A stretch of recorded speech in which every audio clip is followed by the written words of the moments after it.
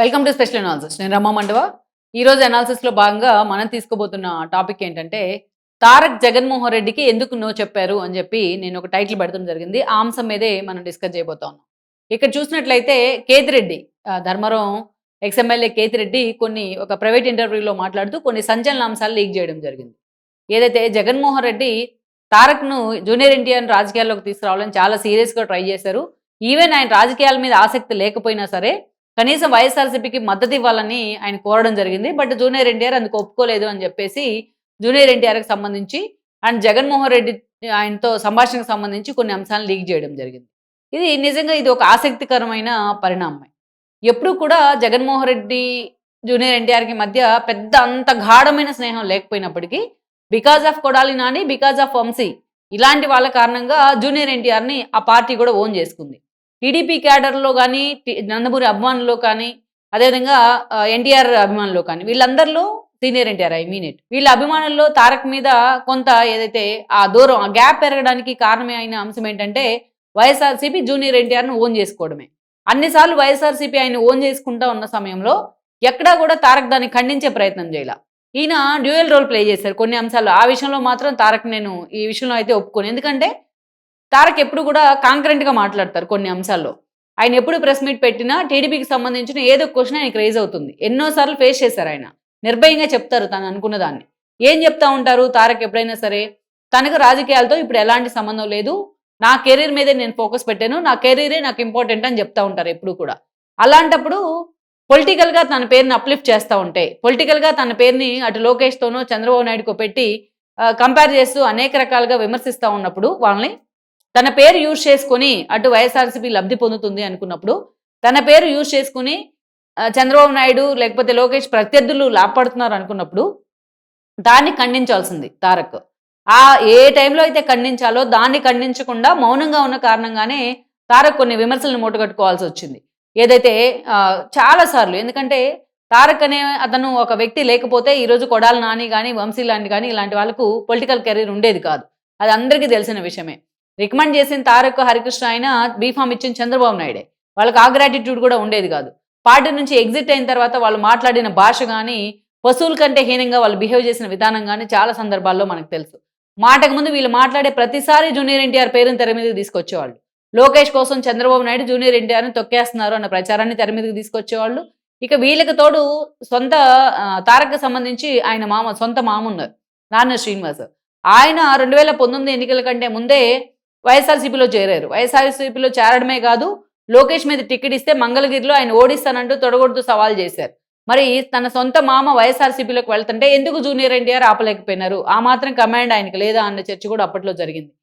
So ఈ impact junior NTR మీద ఎక్కువగా ఉండింది. కానీ దాన్ని ఆయన ఎక్కడా కూడా ఖండించే ప్రయత్నం చేయాల.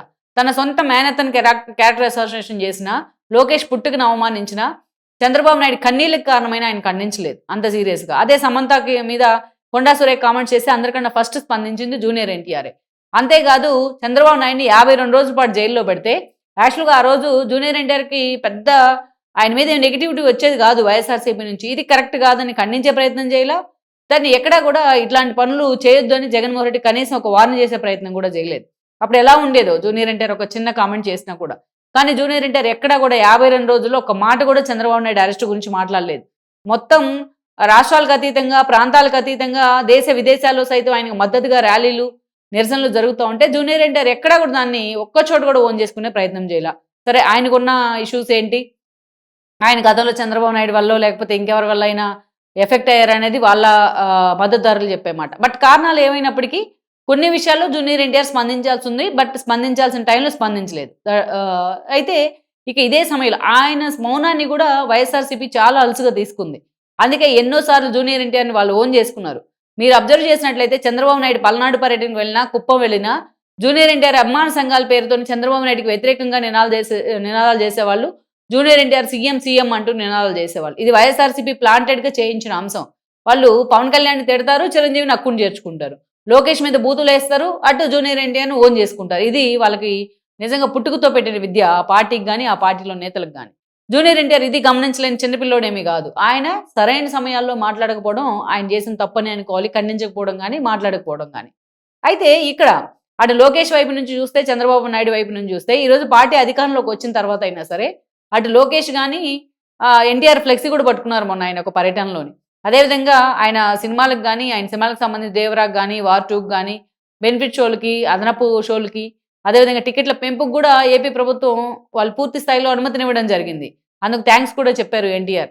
సో ఇది ఒకటి నడుస్తా ఉంది. బట్ బాలకృష్ణకి, జూనియర్ ఎన్టీఆర్‌కి మధ్య వచ్చిన గ్యాప్ మాత్రం అలాగే నడుస్తా ఉందనేది వాళ్ళ ఫ్యాన్స్‌లోనే నడుస్తున్న చర్చ. సరే ఇదంతా పక్కన పెట్టాం. ఆయన చాలా సీరియస్‌గా సినిమా కెరీర్ మీద ఫోకస్ పెట్టారు కాబట్టి, ఈ రాజకీయాల్లోకి రాలేదనుకుందాం. కానీ జగన్మోహన్ రెడ్డి మాత్రం ఆయన రాజకీయాల్లోకి లాగే ప్రయత్నం చేశారు. కేతిరెడ్డి ద్వారా మనకది అర్థమైంది. ఈరోజు ఆయన ఇచ్చిన స్టేట్మెంట్ ద్వారా. అయితే ఈ అంశం మీద రకరకాల డిబేట్లు జరుగుతూ ఉన్నాయి. కానీ ఎంత జరుగుతున్న తారక్ ఎప్పుడు కూడా ఈ అంశాల మీద స్పందించరు కాబట్టి ఈసారి కూడా స్పందించకుండానే సైలెంట్‌గా ఉన్నారు. బట్ దీనికి సంబంధించి అనేక రకాల స్పెక్యులేషన్స్. అయితే తారక్‌ని జగన్మోహన్ రెడ్డి అప్రోచ్ అయిన మాట వాస్తవం అని చెప్పి దాన్ని కేతిరెడ్డి ఈరోజు ఎండార్స్ చేశారు.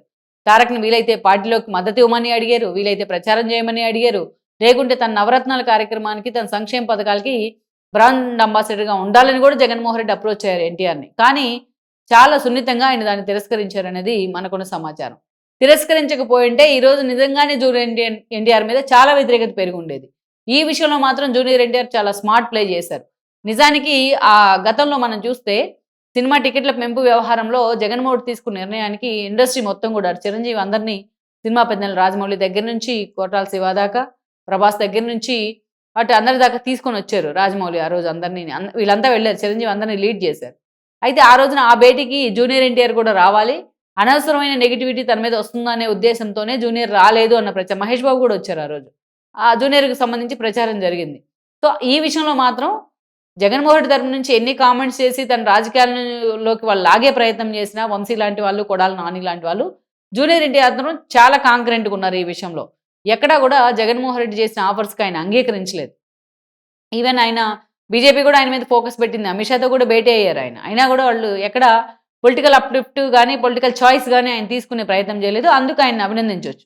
అయితే ఇక్కడ జగన్మోహన్ రెడ్డి అంత స్ట్రాంగ్‌గా ఫోర్స్ చేసినా కూడా జూనియర్ ఎన్టీఆర్ మాత్రం ఆయన సైడ్ తీసుకోకుండా ఉన్నారు. తనకు పూర్తిగా రాజకీయాల నుంచి తాను దూరంగా ఉంటాను అనే ఒక మెసేజ్ అయితే ఇచ్చే ప్రయత్నం చేశారు. ఇది జూనియర్ ఎన్టీఆర్ విషయంలో మనం స్వాగతించాల్సిన అంశమే. ఆయన్ని అభినందించాల్సిన అంశమే. ఈరోజు ఇన్ కేస్ జూనియర్ ఇలాగే తన మౌనంగా ఉన్న అన్ని అంశాల్లాగే జగన్మోహన్ రెడ్డి విషయంలో కూడా ఏమాత్రం తప్పటడుగు వేసున్నా ఈరోజు ఎన్ని రోజులు కడుక్కున్నా ఆ మురికి వదిలేదు కాదు జూనియర్ ఎన్టీఆర్‌ని. సో మొత్తానికైతే మాత్రం జగన్మోహన్ రెడ్డి నో చెప్పడం వెనుక అటు అనవసరంగా టీడీపీతో విభేదాలు వద్దలేదో ఒక అంశమైతే, అనవసరంగా తన కెరీర్ దెబ్బైపోతుంది, సినిమా కెరీర్ మీద ఎఫెక్ట్ పడుతుంది అని ఒక ఎత్తు అనుకోవాలి. సో ఇవన్నిటి కారణాలు ఏవైనా కానీ తన వ్యక్తిగత కారణాలు కూడా అనుకోవచ్చు. ఇప్పట్లో రాజకీయాల మీద తనకు ఆసక్తి లేకపోవడం మరో కారణం అనుకోవచ్చు. సో ఓవరాల్‌గా జూనియర్ ఎన్టీఆర్ మాత్రం జగన్మోహన్ రెడ్డికి నో చెప్పడం అనేది ఆయన తీసుకున్న ఒక అద్భుతమైన నిర్ణయం అని మనం అనుకోవచ్చు.